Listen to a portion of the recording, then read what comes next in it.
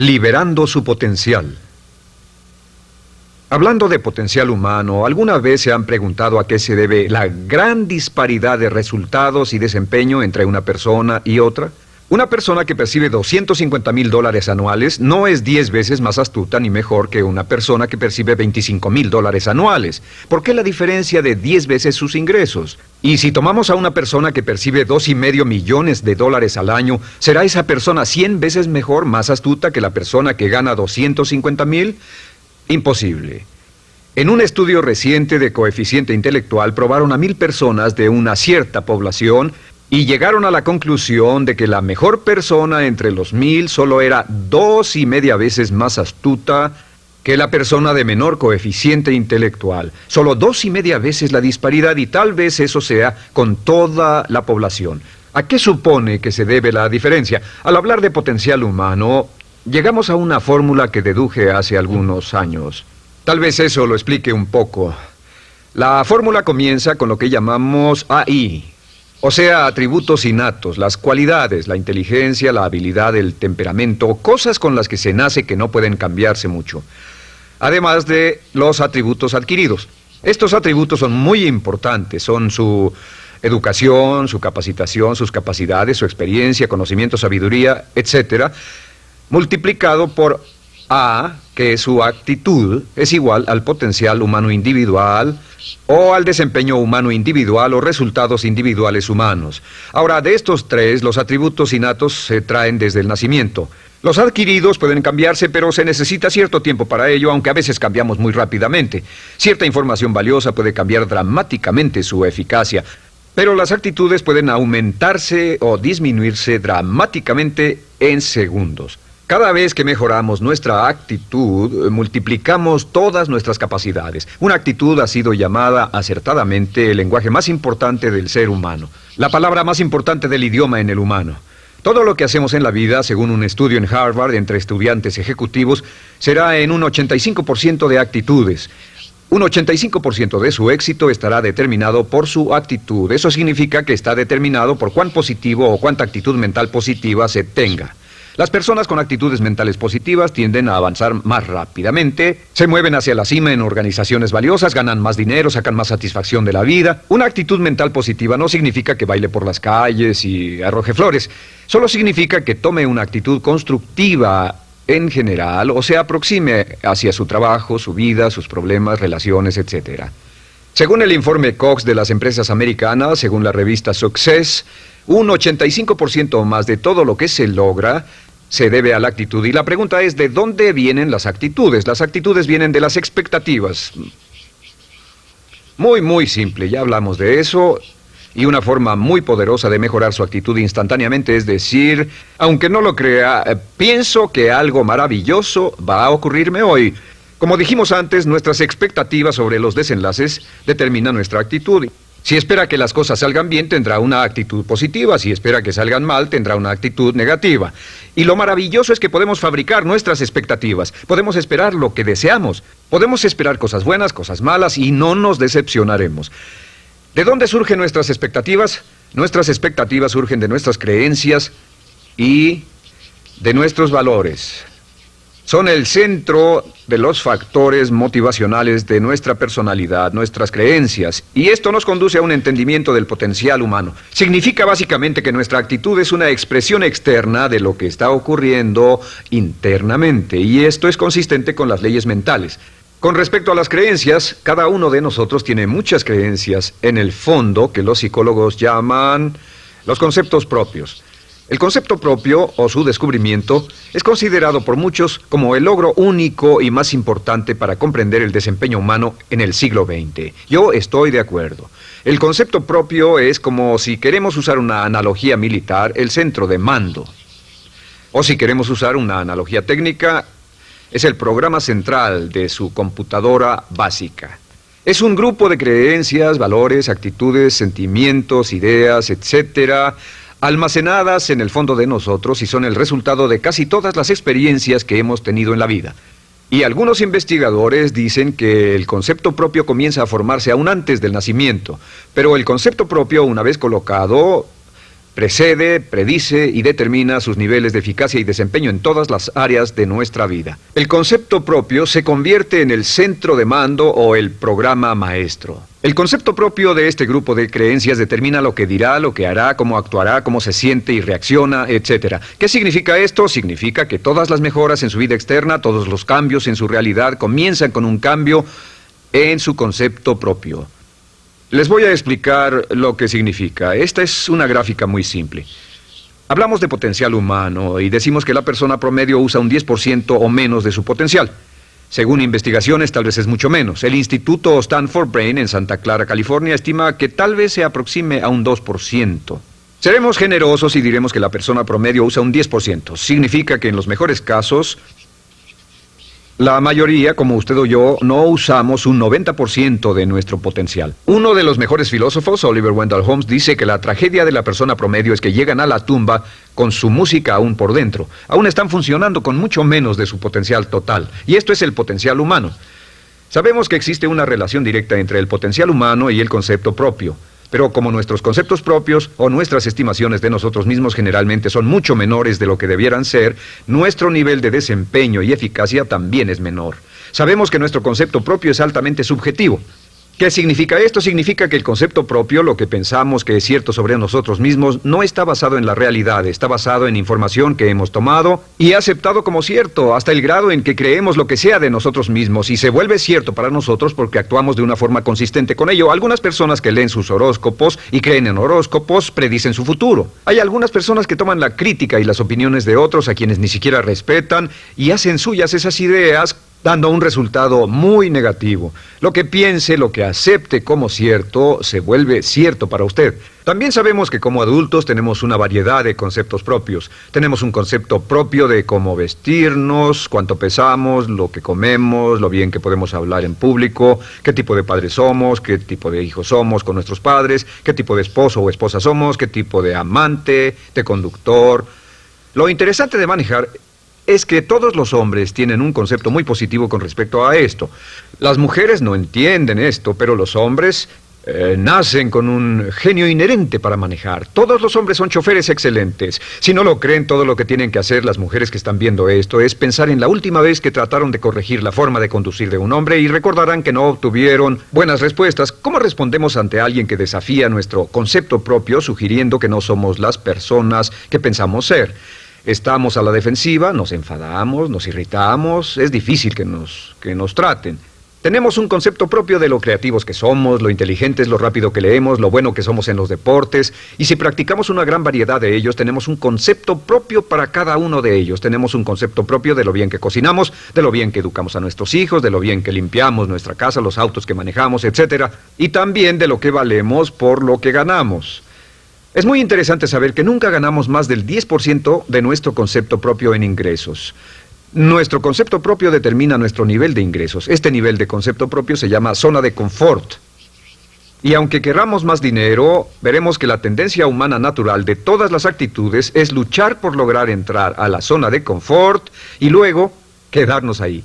Si ganamos un 10% por encima de nuestro concepto propio de ingresos, tendremos una necesidad imperante de deshacernos de ese dinero. Lo donaremos, lo gastaremos en forma extravagante y hasta lo perderemos si recibimos demasiado. Las personas que ganan la lotería siempre están quebradas a los 2 o 3 años. Queman el dinero porque ese dinero está más allá de su concepto propio. Si gana 10% o menos de su nivel de concepto propio, se descubrirá luchando, trabajará más duro, más tiempo, pensará en forma más creativa, buscará diferentes formas para aumentar sus ingresos o sus segundos ingresos. La única forma de mejorar cualquier parte de su vida, incluyendo sus ingresos, es aumentando el nivel del concepto propio de sus ingresos, comenzando a pensar en usted como si estuviera ganando más dinero. Si quiere bajar de peso, la única forma en que podrá lograrlo es pensando en que está delgado. Piense en usted mismo como una persona más delgada. Si quiere volverse una persona más popular, más amorosa, más feliz o más sana, comience a pensar una y otra vez en esas cosas hasta que se vuelvan parte de su nuevo concepto propio. Hablaremos de eso más adelante. Es una parte esencial de la programación de su mente hacia el éxito. Su concepto propio global está determinado por el promedio de sus conceptos propios en las áreas que considere importantes. Ahora, su concepto propio está formado de 3 partes críticas. La primera parte del concepto propio es el ideal propio. El ideal propio es la persona que más desearía ser, es su idea de lo que constituye un ganador, es su visión ideal de lo mejor que puede ser usted. Nada más, una de las cosas que sabemos de las personas con éxito es que las personas con éxito tienen ideales propios muy claros, ideales claros de quién quieren ser en el futuro. Las que no tienen éxito tienen ideales muy vagos. El número 2 es la autoimagen. La autoimagen es como un retrato de cómo se ve a sí mismo y lo que piensa de sí mismo. La autoimagen es el espejo interno, es como se percibe a sí mismo ahora en su desempeño actual, en forma cotidiana. La tercera parte es su autoestima. Su autoestima es cómo se siente consigo mismo. Cómo se siente consigo mismo es la fuerza motriz, el motor, la fuerza poderosa dentro de su subconsciente. Es la fuerza de energía dentro de su concepto propio y determina casi todo lo que le pasa. La mejor definición de autoestima es cuánto se agrada a sí mismo. Cuánto se agrada a sí mismo como esposo, cuánto se agrada a sí mismo como empleado, cuánto se agrada a sí mismo como jefe, como inversionista, como orador profesional, como atleta, etcétera. Según se agrade a sí mismo, su nivel de autoestima, su sentimiento emocional global respecto a cualquier área de su vida, determina su desempeño y su eficacia en dicha área. Lo sorprendente es que se convierte en lo que piensa, su concepto propio es maleable, su autoestima puede formarse repitiendo una y otra vez, me agrada mi persona, me agrada mi persona, me agrada mi persona.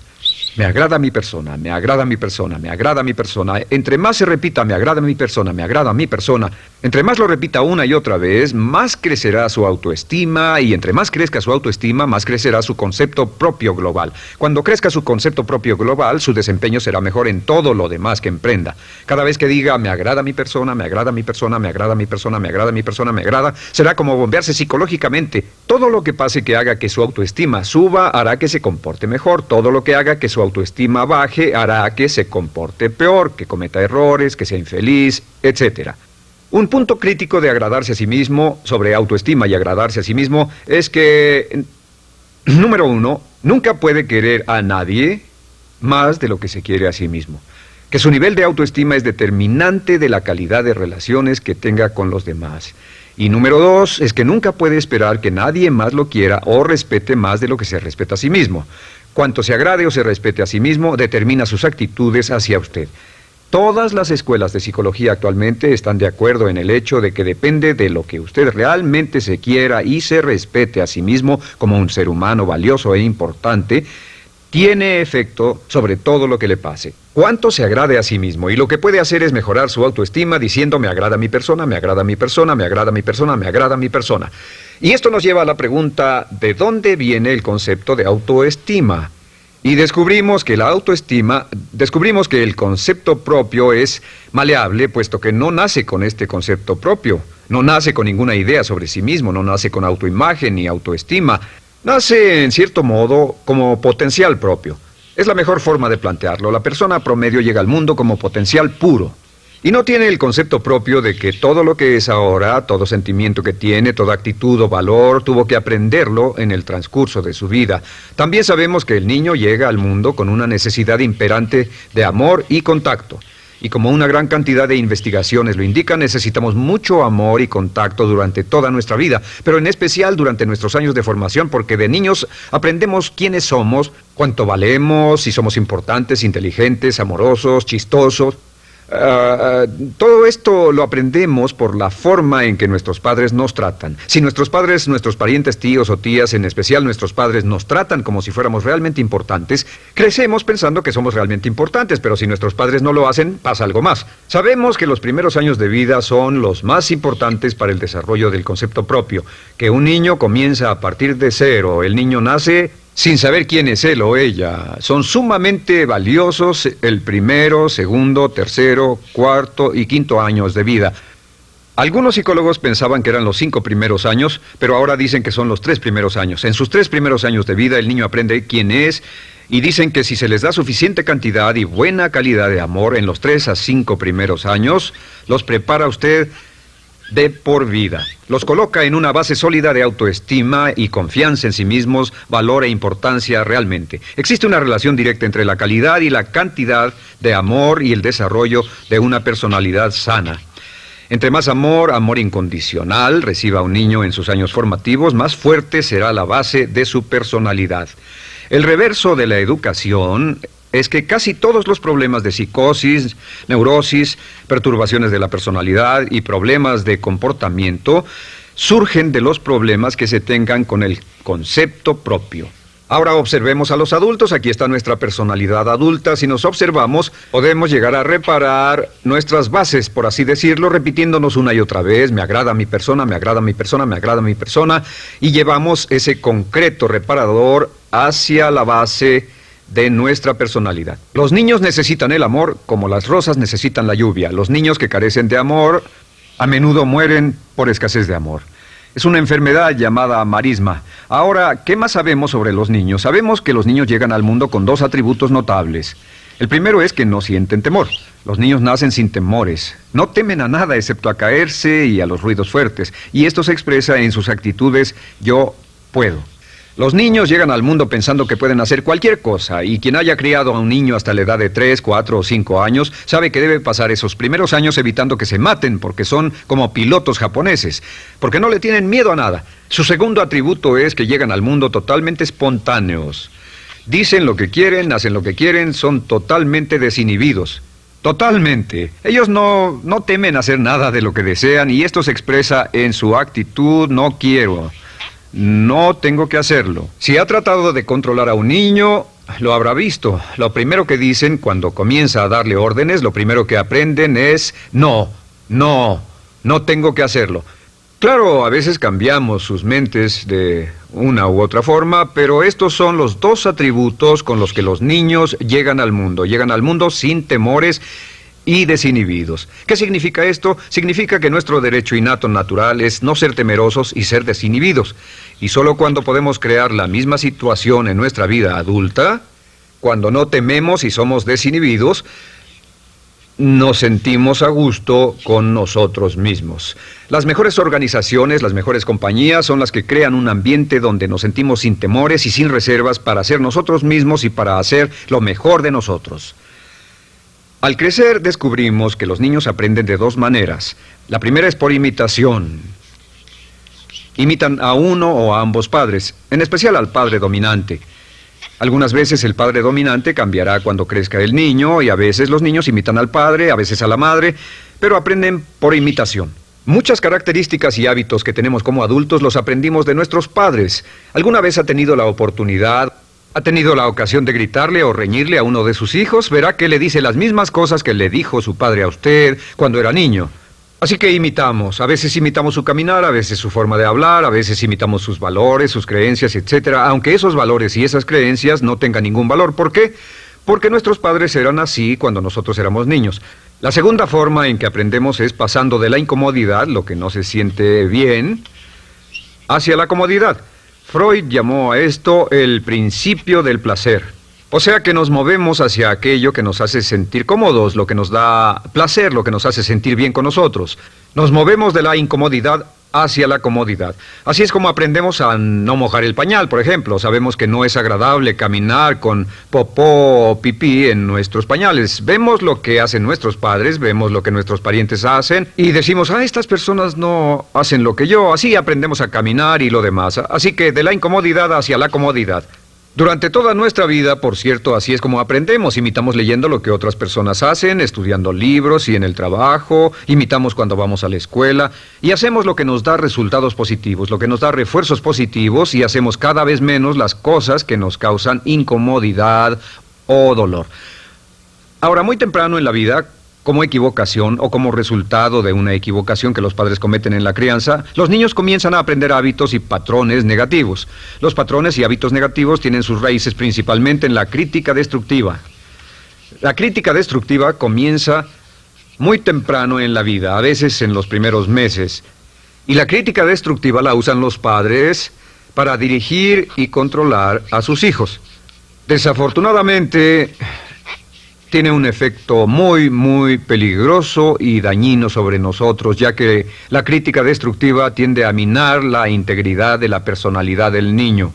Muchos de nosotros, incluyéndome a mí y a muchos de ustedes, nos hemos visto minados y heridos por la crítica destructiva más que todas las guerras en la historia. Ahora, como resultado de la crítica destructiva, comenzamos a desarrollar hábitos y patrones negativos. Los patrones de hábitos negativos son respuestas condicionadas hacia los estímulos. Los patrones de hábitos negativos se desarrollan en los inicios de la vida.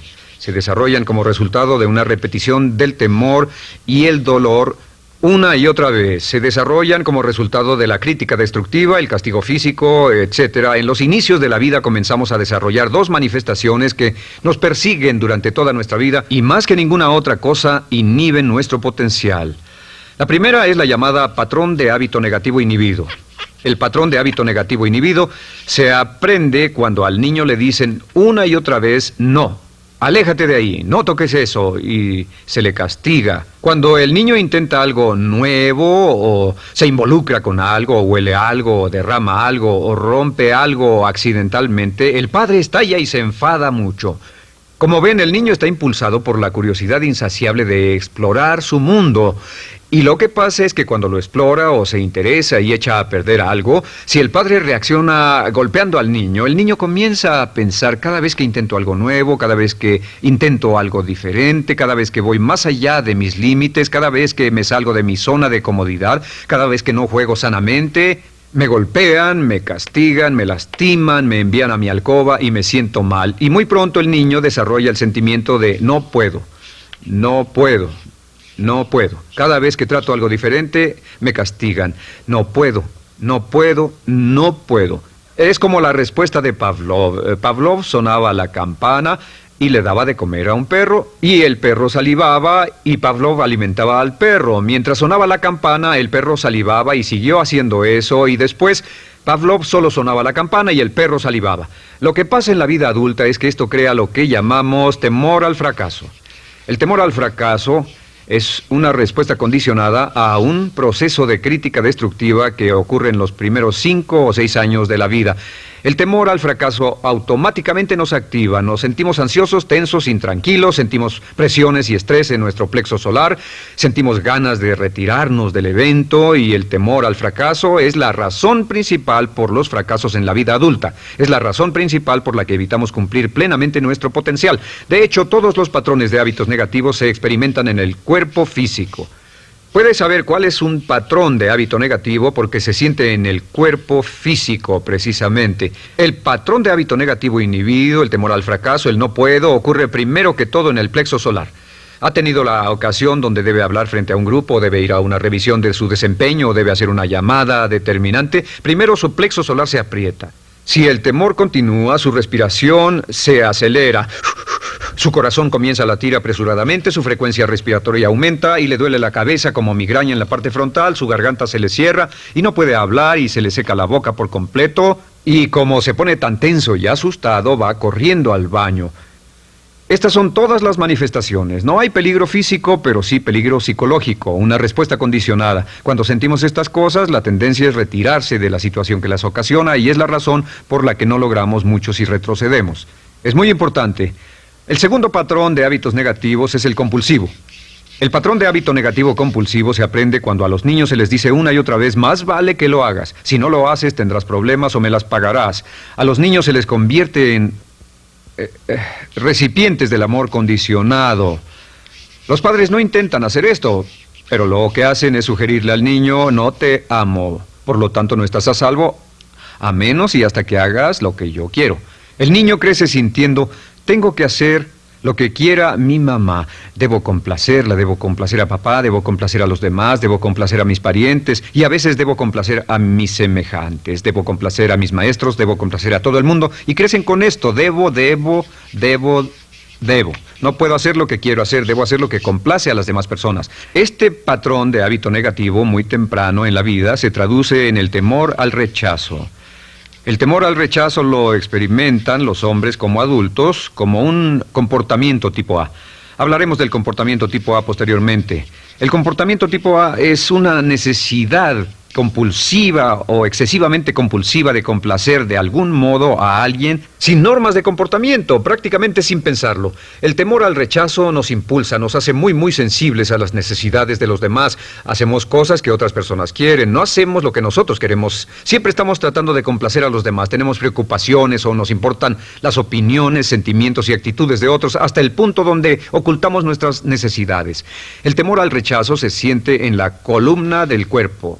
Se divide el cuerpo a la mitad y se siente hacia abajo en la mitad posterior del cuerpo. El primer lugar donde comienza a sentirse el temor al rechazo es generalmente en los hombros y el cuello. Nos sentimos entumidos, duros, tensos. Cuando tenemos mucho que hacer sentiremos un estrés tremendo en la columna. Los músculos se estiran en la parte posterior.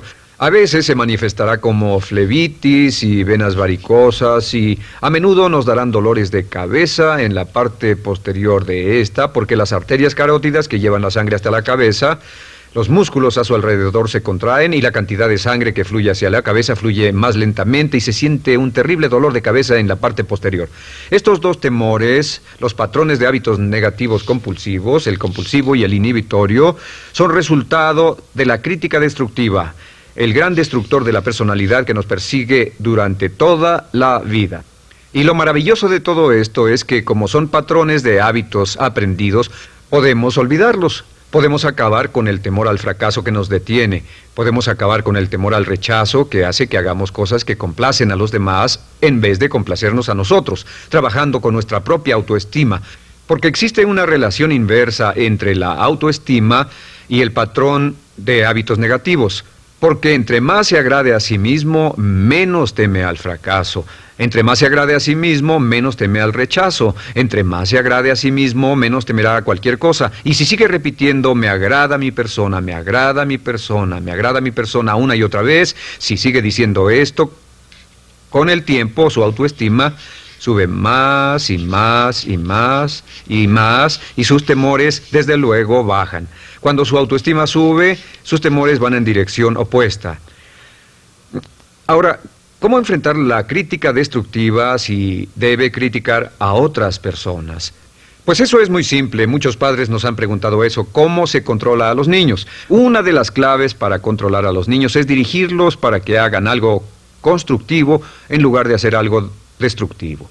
Otra cosa que debe recordarse es que lo que quiere hacer es que quiere dar una crítica informativa, crítica constructiva, lo que significa que se les dice a los niños lo que pueden hacer o a los adultos lo que pueden hacer mejor. Todo el propósito de dar retroalimentación de cualquier tipo es mejorar el desempeño. Si es padre o si es jefe o si es una persona en una relación, si una persona está haciendo algo malo o inadecuado, todo el propósito de darles cualquier tipo de retroalimentación es para que puedan hacerlo mejor.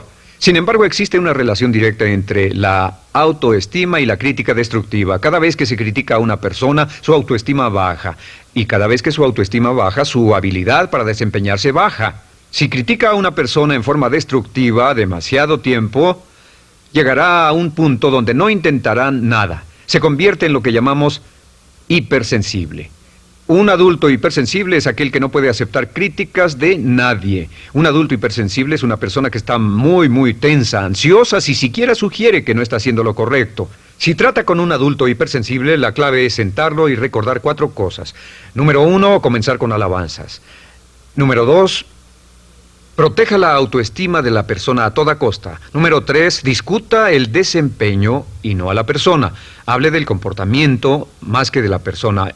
Y número 4 es enfocarse hacia el futuro en vez de en el pasado. Enfóquese hacia lo que va a hacerse en forma diferente en el futuro en vez de lo que pasó en el pasado. ¿Por qué? Una razón muy simple, porque una persona no puede controlar el pasado. Al no poder controlar el pasado, cualquier crítica de lo que han hecho en el pasado les da un estrés tremendo y frustración. Así que, en resumen, la clave del éxito en la vida es una actitud mental positiva. Una actitud mental positiva se basa en expectativas de éxito, de una serie de expectativas positivas. Esa serie de expectativas positivas se basa en sus creencias y en su concepto de sí mismo. El centro de su concepto propio que determina su eficacia en la vida es su autoestima, y su autoestima se mide por cuanto se valore a sí mismo. Las dos cosas que nos frenan más que nada son el temor al fracaso y el temor al rechazo.